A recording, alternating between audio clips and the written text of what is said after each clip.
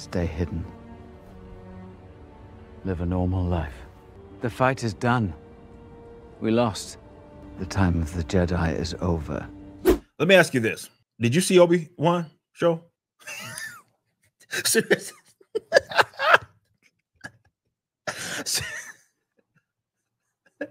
Which is on Disney Plus, by the way. Yeah, Disney Plus. Hashtag cancel Disney Plus.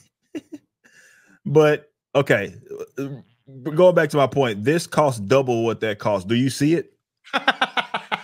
I've seen 1960s episode of Star Trek that look fucking more like they got a budget than this fucking soundstage shit. So you don't see double the because Obi-Wan was 90 minutes. I know it was 2 episodes less, but it was 90 minutes. Even Mando, I believe, was 120. Do you think this has significantly better CGI, or are you seeing? Obviously, we have episodes to go, but are you seeing early on, 3 episodes in, where they could have possibly spent double of what they spent on Obi-Wan on this show? Fucking shitting me.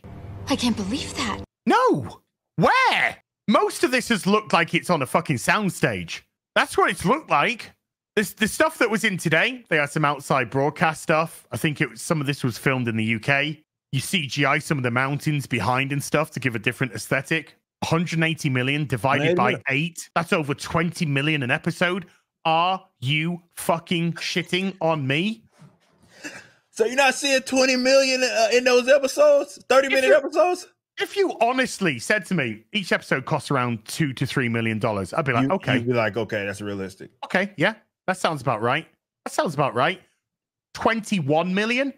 Fuck, get the fuck out of here. What's it? Is it another fucking money laundering scheme? What is going on? 21 million an episode? Get out of here. Give me 21 million.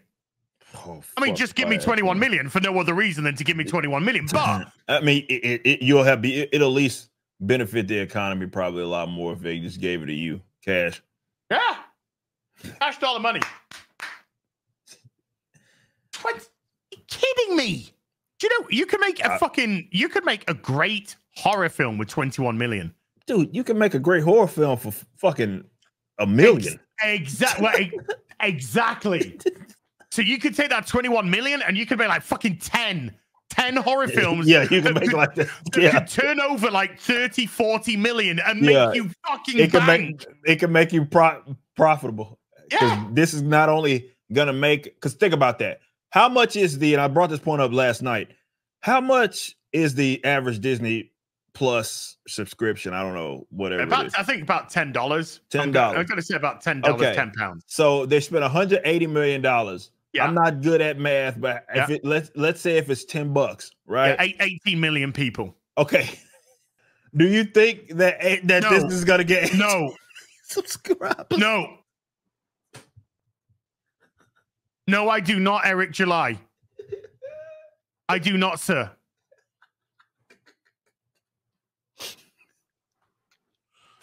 Oh shit. They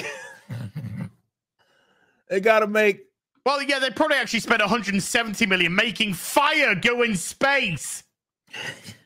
Oh shit. When the Death Star exploded, you could clearly see that there was a fire to start with. Yeah, it's called the oxygen burning up, you dumb fuck. And it's gone in seconds. The power of many. Actually, fucking the power of many. Many as I pop. Many. The power of one, the power of two, the power of many. Oh, fuck off, you massive tart.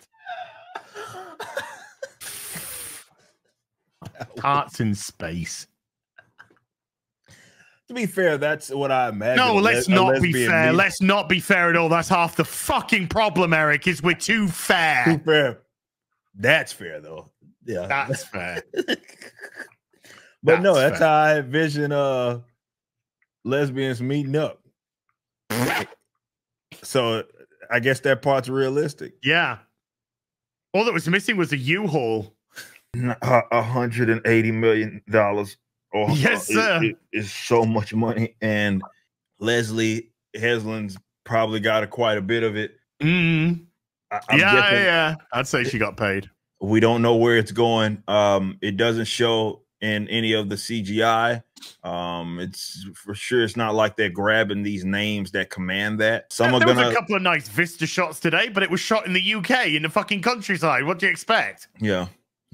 So somebody's getting away with the loot, and they're not gonna get a return on. I mean, to be fair, they weren't immediately putting this on Disney Plus meant that it was never gonna get a return because dead money. It's losing money. And even if we looked at it on net, if we're talking about the average of how much Disney Plus costs, then yeah, they're not getting 18 million people to sign up to watch this fucking show, bro. So even on net, if you're just looking at it in isolation, it's a loss. What do they work out? 1% of Disney Plus is actually watching it as well. Yeah. 1%. There's a lot of guys probably signed up for it, dinging their accounts. They don't give a fuck. Came with something else that they bundled up with. Yeah. With an ISP, or something. Yeah. When I was phone shopping, there was one of the phones that if you bought it, you got a year's Disney Plus subscription with it. It happens. I remember there was some deal going on with ours. I didn't buy that phone purely on that principle. Yeah. Because I mean, yeah, that's how I had it on when I was watching if people remember where I was doing reviews of like the X-Men the animated series, like the original, obviously.